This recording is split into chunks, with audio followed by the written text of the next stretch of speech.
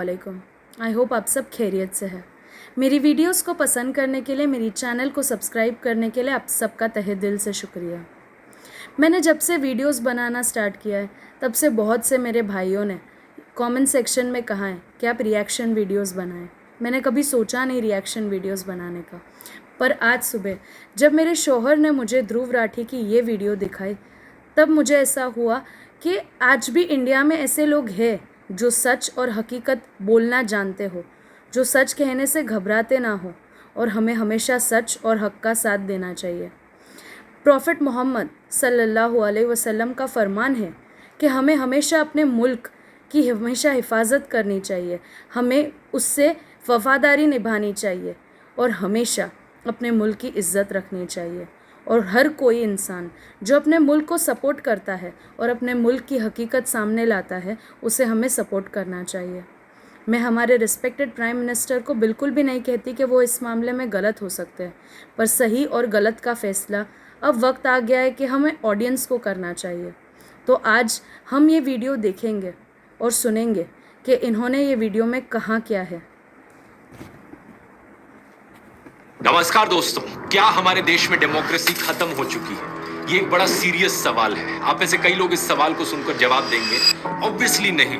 हम जिस political party को चाहें उसको वोट दे सकते हैं, जिस पॉलिटिशियन को सबसे ज्यादा वोट मिलते हैं वो पावर में आता है, तो ऑब्वियसली डेमोक्रेसी तो है हमारे देश में। लेकिन ये सवाल इससे कहीं ज्यादा गहरा है। जो मैं आपको आगे इस वीडियो में आज दिखाने वाला हूँ वो काफी शॉकिंग होगा। इस वीडियो को देखने के बाद आप सोचने पर मजबूर हो जाओगे इस सवाल में सही जवाब क्या है। हालांकि अगर आप इस टाइप के लोगों में से हो जो प्रधानमंत्री मोदी को अपना भगवान मानते हैं, वो भगवान है हमारे, हम उनकी पूजा करते हैं। प्राइम मिनिस्टर वो हमारे लिए एक अवतार है। यहाँ तो हम गलत चले जाएंगे। प्रधानमंत्री इस देश के भगवान विष्णु का अवतार है। जिसे इंसान के या फिर तौर आप पे इस टाइप उतारा के है, लोगों में उसे से हो इंसान जिन्हें ही लगता है कि मोदी जी ने किया है तो कुछ सोच कर ही किया होगा। आप अपना दिल ऑलरेडी मोदी जी को दे चुके हो।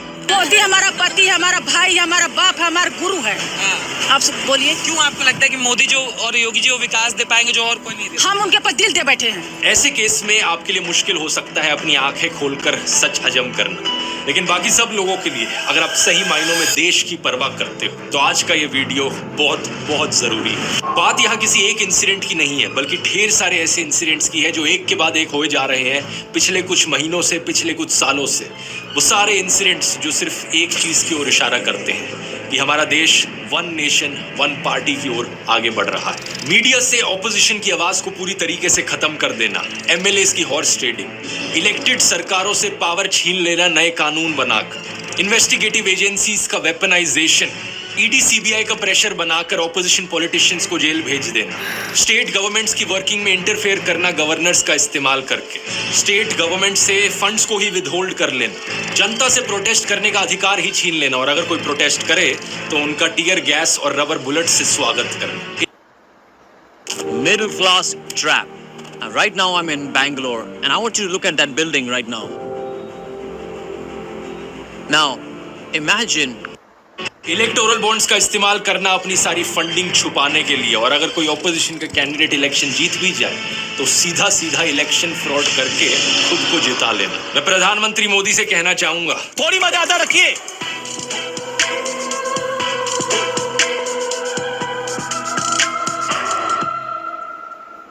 डेमोक्रेसी के ऊपर डिस्कशन करने से पहले दोस्तों हमें यह जानना जरूरी है कि डेमोक्रेसी एक्चुअली में होती क्या चीज है। बेसिक कॉन्सेप्ट है, लेकिन ज्यादातर लोगों को इस कॉन्सेप्ट पर बहुत भारी मिसअंडरस्टैंडिंग रहती है। कुछ लोगों को लगता है कि अगर देश में रेगुलरली इलेक्शंस हो रही हैं और आप वोट डालने जा सकते हो तो इसका मतलब देश एक डेमोक्रेटिक देश है। लेकिन पता है क्या, इलेक्शंस तो नॉर्थ कोरिया में भी होती है। मजाक नहीं कर रहा, रेगुलर इलेक्शंस होती है नॉर्थ कोरिया में। 100% वोटर टर्नआउट भी देखने को मिलता है उन इलेक्शंस।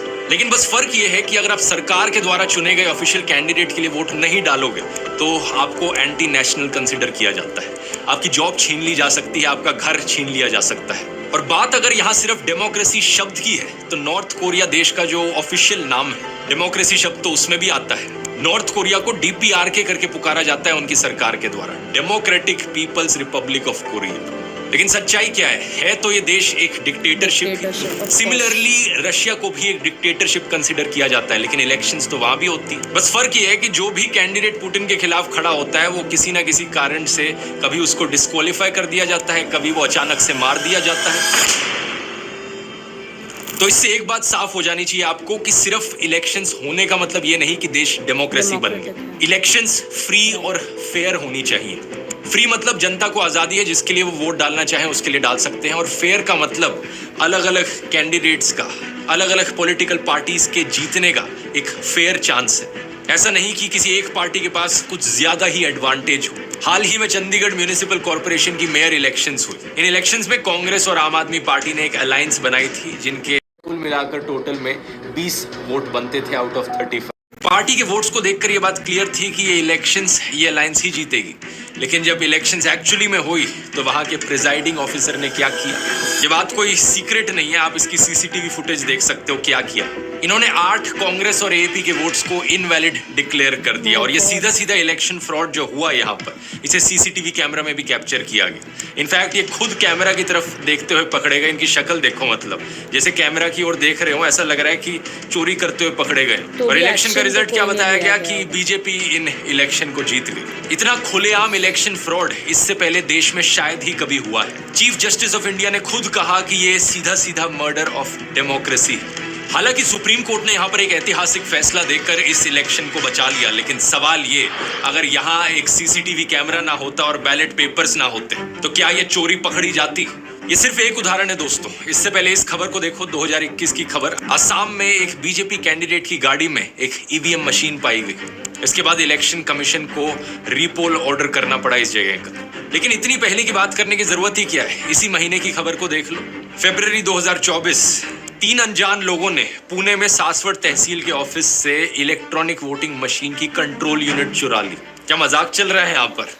क्या हमारी इलेक्शंस यहाँ फ्री और फेयर तरीके से हो रही हैं? इलेक्शन कमीशन एक ऑर्गेनाइजेशन है जिससे एक्सपेक्ट किया जाता है कि फ्री एंड फेयर इलेक्शंस वो देश भर में कंडक्ट करवाएगा।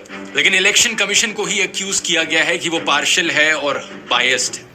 ये एक्यूजिशन बहुत पुराना है। सबसे पहले बीजेपी पॉलिटिशियन नरेंद्र मोदी ने यह आरोप लगाया था। सही सुना आपने, मई 2014 की इलेक्शन से पहले नरेंद्र मोदी ने इलेक्शन कमीशन पर यह आरोप लगाया था। हालांकि वो इसके बाद हुई इलेक्शंस को जीत गए थे, लेकिन पिछले 10 सालों में इलेक्शन कमीशन पर इतने आरोप लगाए गए हैं कि प्रशांत किशोर ने तो खुद ही कह दिया कि इलेक्शन कमीशन बीजेपी की एक्सटेंशन है। उनका कहना है कि उन्होंने इतना पार्शियल और बायस्ड इलेक्शन कमीशन आज तक नहीं देखा। इस कमीशन ने हमेशा रूल्स को बेंड करने की कोशिश करी है, इस तरीके से स्केड्यूल बनाने की कोशिश करी है इलेक्शंस का कि फायदा हमेशा बीजेपी को पहुंचे। इलेक्शन कमीशन ने बड़ी क्लियर डायरेक्शंस दे रखी हैं कि इंडियन आर्मी का नाम कभी भी नहीं इस्तेमाल किया जा सकता पॉलिटिकल कैंपेन्स में। लेकिन प्रधानमंत्री मोदी ने 2019 की इलेक्शन से पहले बड़ी ही बेशर्मी से वोट्स मांगे मार्टियर्स के नाम पर, एयर स्ट्राइक्स के नाम पर। मैं मेरे फर्स्ट टाइम वोटर से कहना चाहता हूं कि आपका पहला वोट पुलवामा में जो वीर शहीद हुए, उन वीर शहीदों के नाम आपका वोट समर्पित हो सकता है क्या? उत्तर प्रदेश के चीफ मिनिस्टर आदित्यनाथ तो इस हद तक पहुंच गए कि उन्होंने इंडियन आर्मी को मोदी जी की सेना बुला दी। और मोदी जी की सेना आतंकवादियों को गोली और गोला देती है। अब इस चीज को लेकर जब इलेक्शन कमीशन में कंप्लेन दर्ज करी गई, 21 दिन तक कोई एक्शन नहीं लिया गया, और 21 दिन के बाद इलेक्शन कमीशन ने अपनी क्लीन चिट दे दी। रूल्स क्लियरली लिखे हैं, उन्हें वायलेट किया जा रहा है, लेकिन फिर भी क्लीन चिट। ये इकलौती क्लीन चिट नहीं है। ये जो वीडियो हम देख रहे हैं ना, पहले तो हमें सलाम करना चाहिए इस भाई को, ध्रुव भाई को, कि उन्होंने हिम्मत रखी सच्चाई सबके सामने लाने की। ये बहुत बड़ी चीज़ होती है, हर कोई नहीं कर सकता ये, तो हमें सैल्यूट करना चाहिए कि इन्होंने हिम्मत की। इसके बाद ट्रोल्स भी बहुत सारे हैं, और उनके साथ जो ट्रोलिंग हो रही है वो आप कमेंट सेक्शन में देख सकते। पर हमें ना हमेशा अप्रिशिएट करना चाहिए कि अगर कोई सच बोलने की हिम्मत कर रहा है तो एटलीस्ट आप लोग सुनो और समझो कि वो इंसान कहना क्या चाह रहा है।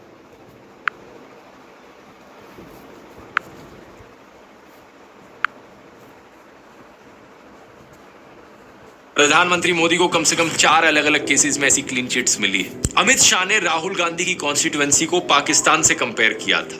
ये भी करना रूल्स के खिलाफ है, लेकिन इलेक्शन कमीशन ने इसमें भी क्लीन चिट दे दी। कुल मिलाकर 7 ऐसे केसेस हैं जिसमें मोदी और शाह को क्लीन चिट मिली हुई। एनडीटीवी ने उस वक्त ये भी रिपोर्ट किया था कि 3 इलेक्शन कमिश्नर्स में से एक इलेक्शन कमिश्नर ने डिसेंटिंग राय अपनाई इन 7 में से 5 केसेस में। यानी एक इलेक्शन कमिश्नर ऐसे थे जिनका मानना था कि यहाँ क्लीन चिट नहीं मिलनी चाहिए। बाद में पता चला कि इन इलेक्शन कमिश्नर का नाम था अशोक लवासा। साथ आगे जाकर क्या हुआ, इनकी पत्नी, बेटे, बेटी, बहन सभी को सरकारी एजेंसियों के नोटिस आ गए। सिटीजन कमीशन ऑन इलेक्शंस ने अपनी रिपोर्ट में बताया कि अशोक लवासा को धीरे से इलेक्शन कमीशन से बाहर कर दिया। जरा सोचिए, ये एक इलेक्शन कमिश्नर के बारे में बात हो रही है। ये एक डेमोक्रेसी है या डिक्टेटरशिप? डेमोक्रेसी के अंदर separation of powers, independence of institutions एक ऐसी चीज है जिसके बारे में आपने स्कूल में पढ़ा होगा। हमारे सुप्रीम कोर्ट ने एक आदेश दिया था इलेक्शन कमीशन का इंडिपेंडेंस बनाए रखने के लिए कि जो चीफ इलेक्शन कमिश्नर है और बाकी इलेक्शन कमिश्नर्स हैं, उनकी अपॉइंटमेंट 3 मेंबर कमेटी के द्वारा करी जाएगी, जिसमें एक प्राइम मिनिस्टर होंगे, दूसरे ऑपोजिशन के लीडर होंगे और तीसरे चीफ जस्टिस ऑफ इंडिया खुद होंगे। ऐसा करने से ये इंश्योर किया जा सके जो इलेक्शन कमिश्नर अपॉइंट किया जा रहा है वो सही मायनों में इंडिपेंडेंट होगा, एक तरफ बायस नहीं होगा।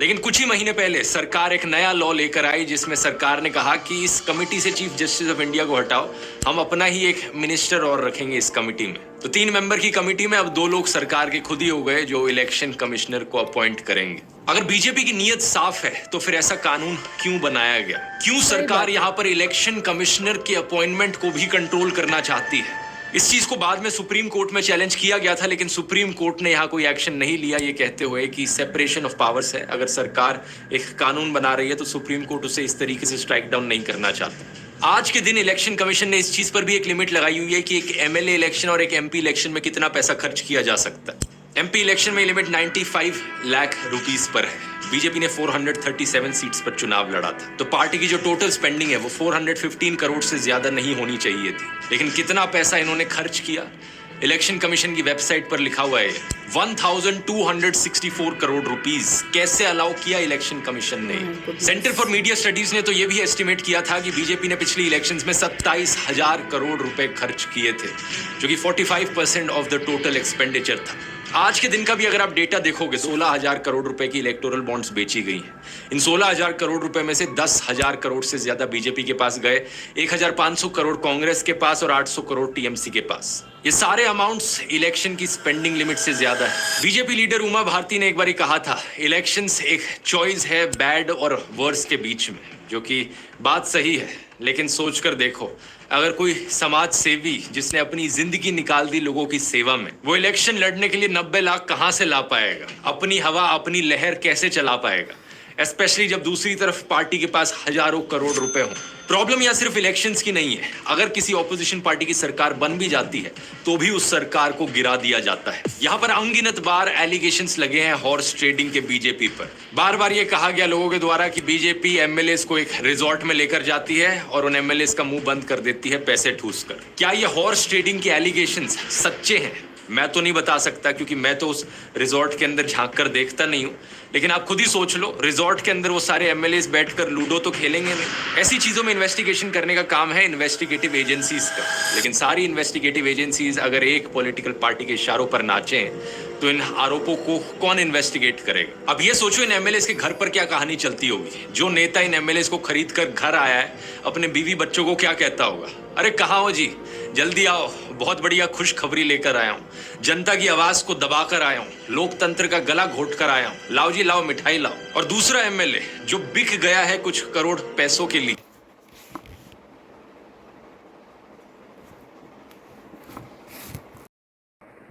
वो अपने घर में जाकर क्या कहता होगा? ये देखो मेरे बच्चों, कितना सारा पैसा लाया हूँ, भारत माता के दामन पर आज हॉर्स ट्रेडिंग का दाग लगा कर आया हूँ, लो मिठाई खाओ। ऐसे नेताओं पर काफी गुस्सा आता है, लेकिन साथ ही दया भी कि ये कितने मिजरेबल हैं, कितने नीचे गिरे हुए हैं। अच्छा, पैसे का लालच दिखाना और हॉर्स ट्रेडिंग करना तो सिर्फ एक तरीका है। इससे नहीं माना कोई एमएलए तो दूसरा तरीका है इन्वेस्टिगेटिव एजेंसीज, ईडी का इस्तेमाल करना, ईडी की वेपनाइजेशन। पिछले साल 14 पॉलिटिकल पार्टीज ने सुप्रीम कोर्ट में कंप्लेन करी थी कि कैसे सरकार सीबीआई और ईडी का इस्तेमाल कर रही है ऑपोजिशन लीडर्स के खिलाफ। उन्होंने बताया कि 3,000 से ज्यादा रेड्स करी है इन्होंने पॉलिटिकल पॉलिटिकल लीडर्स पर। 2014 से अगर कंपेयर करो तो 4 गुना का जंप देखने को मिला है ईडी केसेस में जो पॉलिटिशियंस के खिलाफ चल रहे हैं, और 95% केसेस सिर्फ ऑपोजिशन पार्टीज के खिलाफ। ईडी ने जवाब में कहा कि हमारा कन्विक्शन रेट बड़ा हाई है, 96% का कन्विक्शन रेट है, क्योंकि 25 केसेस के ट्रायल्स कंप्लीट हो चुके हैं और 24 केसेस में कन्विक्शन देखने को मिला।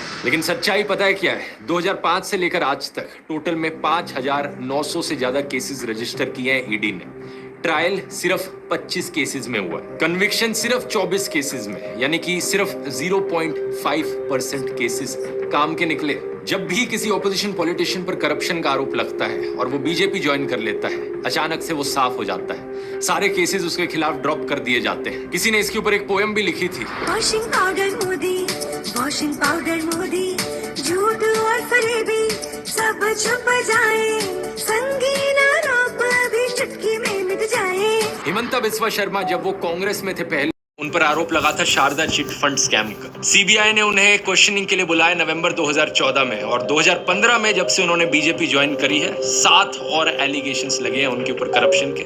एक आरोप है कि एक लैंड का स्कैम हुआ है, एक आरोप है कि वो सिल्क और मुगा इंडस्ट्री का सिंडिकेट चला रहे हैं। लेकिन जब से बीजेपी इन्होंने ज्वाइन करी, कोई इन्वेस्टिगेशन नहीं हो रही इनके ऊपर। वैसे पॉलिटिक्स बहुत लंबी है, जो बीजेपी वॉशिंग मशीन के अंदर घुसे हैं। शुभेंदु अधिकारी, जितेंद्र तिवारी, नारायण राणे, येडियुरप्पा, प्रवीण दारेकर, हार्दिक पटेल, अजित पवार, इनमें से कई नेताओं को लेकर तो प्रधानमंत्री नरेंद्र मोदी बड़े बड़े भाषण दिया करते थे कि ये देखो कितना भ्रष्टाचारी है, एनसीपी का मतलब है नेचुरली करप्ट पार्टी, इन्हें वोट मत देना कभी। लेकिन इन सभी लीडर्स ने जैसे ही बीजेपी ज्वाइन किया, सारी इन्वेस्टिगेशन रुक गई, सारे करप्शन स्कैम्स इनके भुला दिए गए। बीजेपी लीडर अटल बिहारी वाजपेयी ने एक बार कहा था, जहां सत्ता पाने के लिए भ्रष्टाचारियों का साथ लेना पड़े, ऐसी सत्ता को मैं चिमटे से छूना भी पसंद नहीं करता। अगर सत्ता हाथ में आती है तो मैं ऐसी सत्ता को चिमटे से भी छूना पसंद नहीं करता। लेकिन वो जमाना ही कुछ और था। वो बीजेपी और आज की बीजेपी जो है, इसमें जमीन आसमान का अंतर है। आज जब नितिन गडकरी से सवाल किया जाता है मोदी के वॉशिंग पाउडर को लेकर, तो वो भी हंसते हंसते जवाब देते हैं कि बीजेपी का साबुन इको फ्रेंडली साबुन है। चुनाव में जीतना इंपॉर्टेंट होता है, और जो जीता वही सिकंदर होता है। बीजेपी वाला जो साबुन है वो सबको साफ कर दे रहा है वॉशिंग मशीन। इको फ्रेंडली साबुन है। आप किसकी बात से ज्यादा सहमत हो, आज के नितिन गडकरी जी या पहले के अटल बिहारी वाजपेयी जी? कमेंट्स में लिख के बताना। पैसे का लालच और ईडी के प्रेशर के बाद भी अगर कोई ऑपोजिशन पॉलिटिशियन बीजेपी को ज्वाइन नहीं करता, तो उनके खिलाफ जो कार्रवाई है वो चलती रहती है, और कई केसेस में उन्हें बिना कॉन्विक्ट किए जेल में डाल दिया जाता है, और कई महीनों तक वो जेल में पड़े रहते हैं। आम आदमी पार्टी के एमपी राघव चड्ढा ने बताया कि अगर मनीष सिसोदिया, सत्येंद्र जैन, अभिषेक बनर्जी, संजय राउत, फारूक अब्दुल्ला, तेजस्वी यादव ये बीजेपी ज्वाइन कर लेना, ईडी और सीबीआई जितने भी केसेस इनके खिलाफ चला रही है वो सारे बंद हो जाएंगे इमीडिएटली, और मनीष सिसोदिया और सत्येंद्र जैन को जो जेल में डाल रखा है वो तुरंत जेल से बाहर आ जाएंगे। अब कन्विक्शन के बाद किसी को सजा काटने के लिए जेल में डाला जाए वो अलग बात है, लेकिन यहाँ पर कॉन्विक्ट प्रूफ करने से पहले ही ऑपोजिशन पॉलिटिशियंस को जेल भेजा जा रहा है। सबसे खराब बात तो ये है कि जिन स्टेट्स में ऑपोजिशन की सरकारें एग्जिस्ट करती हैं, वहां पर उन्हें काम भी नहीं करने दिया जाता। एक नहीं, दो नहीं, बल्कि बहुत सारी अलग अलग स्टेट्स ने बार बार ये आरोप लगाया है मोदी सरकार के ऊपर कि गवर्नर्स का इस्तेमाल करके हमारे डे टू डे अफेयर्स में इंटरफेरेंस करी जा रही है, हमारे कामों पर रोक लगाई जा रही है। वेस्ट बंगाल की सरकार ने ऐसा कहा, बार बार वेस्ट बंगाल के गवर्नर पर यह ब्लेम गया। तमिलनाडु की सरकार ने ऐसा कहा, दिल्ली की सरकार ने ऐसा कहा, केरला की सरकार ने ऐसा कहा। पिछले साल केरला की सरकार ने तो ये तक आरोप लगाया था कि जो हम बिल पास करते हैं, हमारे गवर्नर उस पर 2-2 साल तक बैठे रहते हैं, उन बिल्स को अप्रूव ही नहीं होने देते। इस बात को लेकर केरला स्टेट ने सुप्रीम कोर्ट में कंप्लेन भी करी, और सुप्रीम कोर्ट ने कहा कि गवर्नर्स इस तरीके से बिल्स पर बैठ नहीं सकते, ये चीज अनकॉन्स्टिट्यूशनल है। दिल्ली में एलजी वर्सेस दिल्ली सरकार के बीच में जो इशू चला है, उसके बारे में तो आप कई साल से सुनते आ रहे होंगे। सीएम केजरीवाल ने बार बार कहा है पिछले कई सालों में कि हमें काम नहीं करने दिया जा रहा, एलजी हमारे काम के बीच में इंटरफेरेंस करते हैं। इस बात को लेकर दिल्ली सरकार भी सुप्रीम कोर्ट गई थी, और सुप्रीम कोर्ट ने उनके फेवर में डिसीजन भी सुनाया था। सुप्रीम कोर्ट ने वहां पर भी कहा था कि एलजी को इस तरीके से इंटरफेरेंस नहीं करनी चाहिए, असली पावर चुनी गई सरकार के हाथ में। लेकिन सेंट्रल गवर्नमेंट ने क्या किया सुप्रीम कोर्ट के इस फैसले के बाद? वो एक नया कानून ले आए दिल्ली सरकार की पावर्स को छीनने के लिए। GNCTD, government of national capital territory of Delhi amendment act 2023।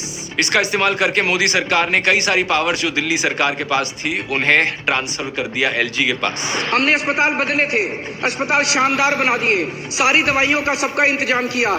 इन्होंने अफसरों के ऊपर उनकी हाथ मरोड़ के उनका दवाइयां बंद करा दी। इन्होंने टेस्ट बंद करा दिए। मोहल्ला क्लिनिक में 3 महीने तक पिछले साल मोहल्ला क्लिनिक में टेस्ट नहीं हो पाए। इन्होंने पेमेंट रोक दी लेबोरेटरीज की। इतने गंदे और इतने घटिया लोग हैं ये। एक दिन एक ऑर्डर पास करके इन्होंने दिल्ली के सारे सरकारी अस्पतालों के डेटा एंट्री ऑपरेटर हटा दिए। अब अस्पताल के अंदर रजिस्ट्रेशन करने वाला कोई नहीं बचा। अरे करना क्या चाहते हो? दिल्ली के लोगों को मारना चाहते हो क्या? जरा खुद ही सोचकर देखो दोस्तों, आप अगर आप एक मोदी फैन हो तो एक सेकंड के लिए उस ख्याल को अपने दिमाग से निकाल दो और सच्चे दिल से अपने आप से पूछकर देखो, अगर प्रधानमंत्री मोदी को सही में देश की चिंता होती, देशवासियों की चिंता होती, तो क्या वो ऐसी हरकतें करते?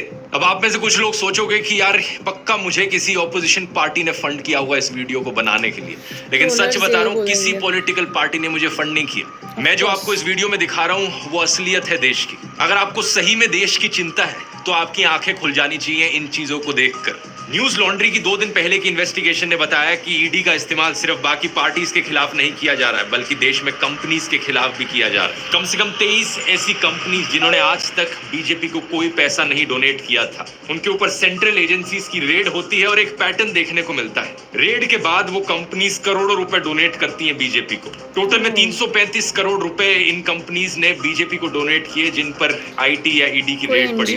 क्या यहाँ पर इन कंपनीज को धमकाकर उनसे पैसा भी एक्सटॉर्ट किया जा रहा है? क्या हमारी इलेक्शंस फ्री और फेयर तरीके से हो रही हैं? यहाँ मीडिया का भी एक बड़ा इंपॉर्टेंट रोल आता है। फेयर इलेक्शंस का मतलब है कि रूलिंग पार्टी के पॉलिटिशियंस और ऑपोजिशन के पॉलिटिशियंस दोनों को अपनी बात रखने का मौका दिया जाएगा। दोनों को मोर और लेस इक्वल कवरेज मिलेगी मीडिया पर।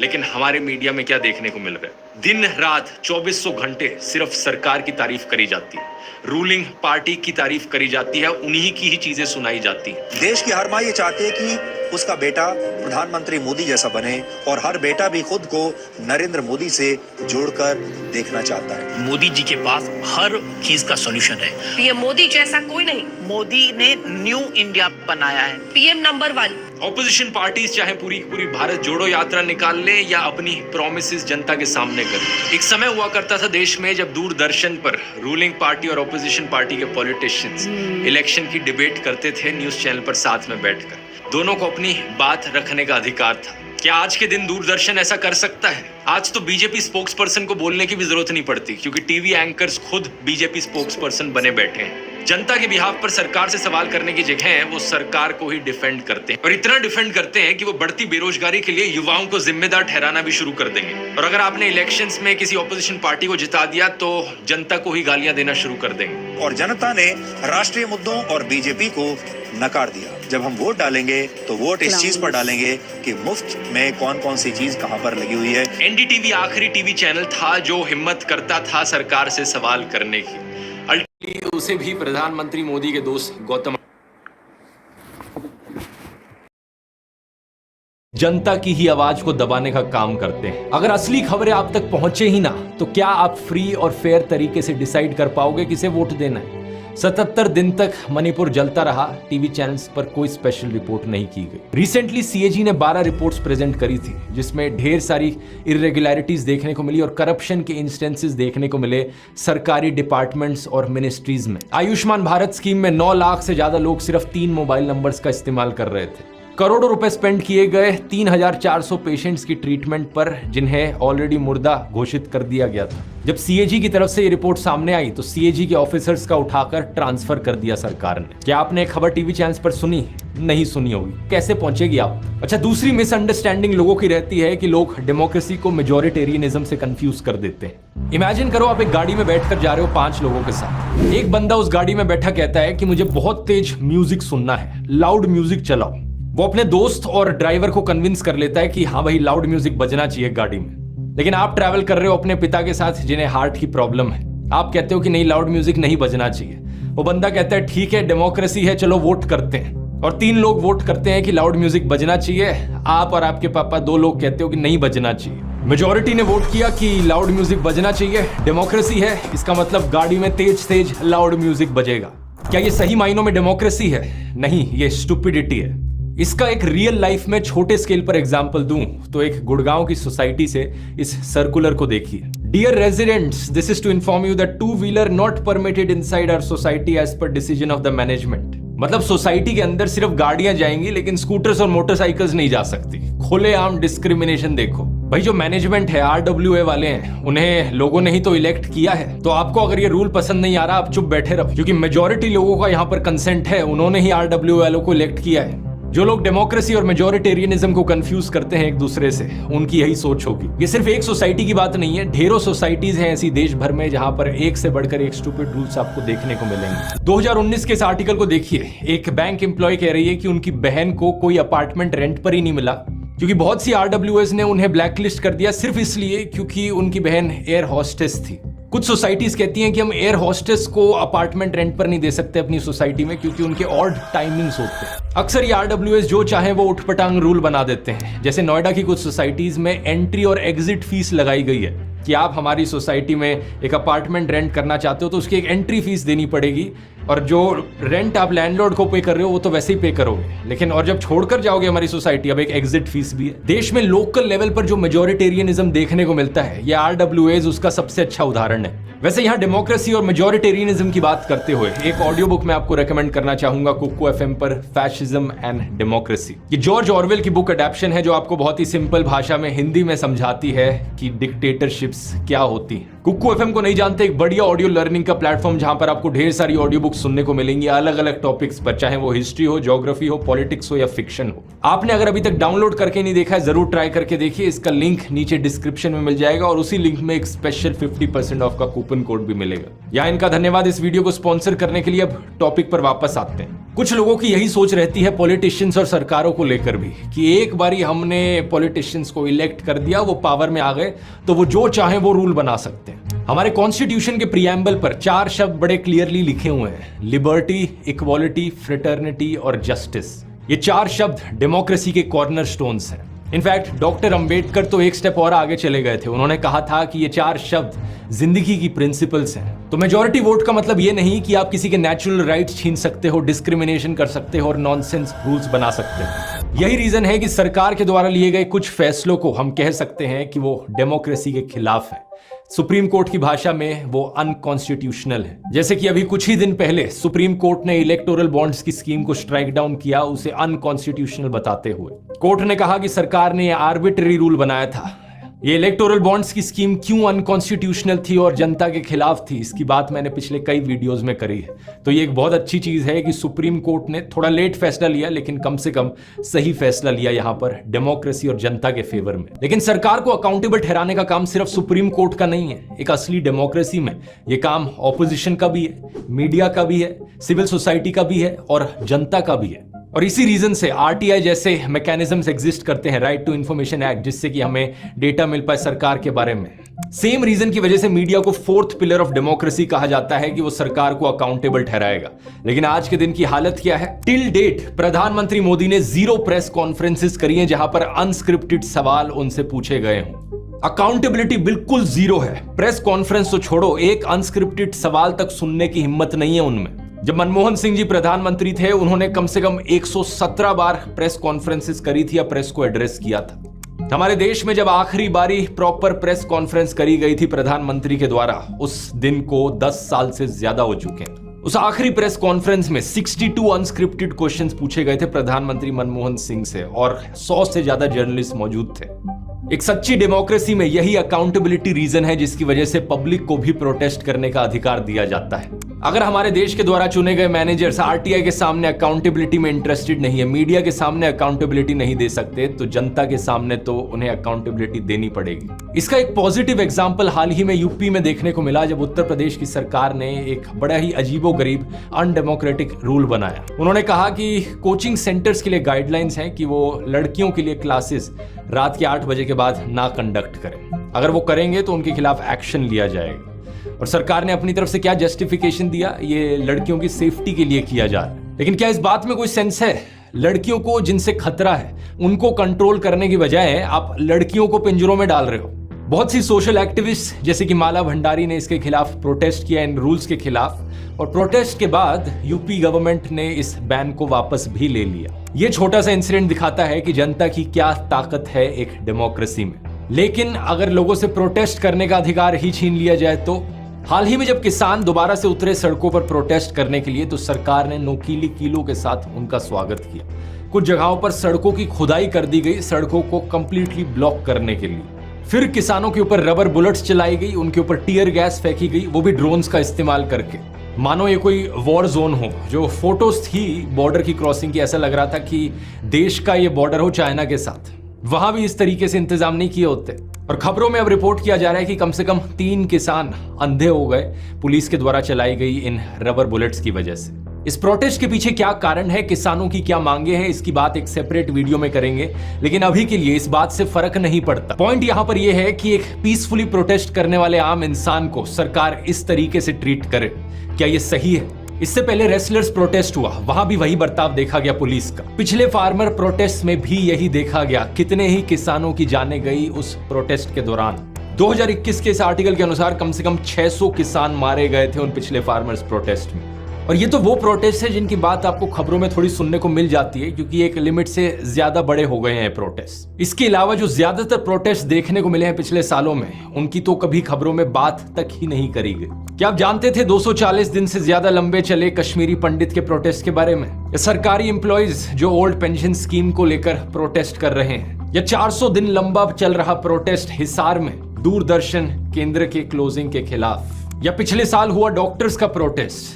या अनएम्प्लॉयड यूथ का प्रोटेस्ट? ये मत समझना कि आपका यहां पर कुछ लेना देना नहीं है क्योंकि आप इन प्रोटेस्ट में भाग नहीं ले रहे, क्योंकि कल को अगर आपके साथ कुछ भी अन्याय होता है, सरकार कोई भी ऐसा फैसला ले लेती है जो आपके खिलाफ जाता हो, और आप अपनी आवाज उठाने के लिए प्रोटेस्ट करने निकलते हैं, तो क्या लगता है आपको ऐसे ट्रीट नहीं किया जाएगा जैसे इन किसानों को आज ट्रीट किया जा रहा है? आपको स्पेशल हो क्या अगर सरकार सभी प्रोटेस्टर्स को इसी तरीके से ट्रीट कर रही है? तो आपको कोई स्पेशल प्रिविलेज नहीं मिलेगी। अब ये सवाल जो मैंने आपसे वीडियो के शुरू में पूछा था, मैं दोबारा पूछना चाहूंगा, क्या डेमोक्रेसी आज के दिन देश में अभी भी जिंदा है क्या? आपका जवाब इसको लेकर कुछ भी हो, लेकिन एक चीज तो पक्की है, अगर हालात इसी तरीके से बिगड़ते रहे तो ज्यादा समय नहीं लगेगा नॉर्थ कोरिया और रशिया के लेवल तक गिरने में, जहां डेमोक्रेसी नाम में तो जरूर होगी, इलेक्शंस भी कराई जाएंगी, लेकिन असल मायनों में डेमोक्रेसी का अंतिम संस्कार हो चुका हो। बहुत बहुत धन्यवाद।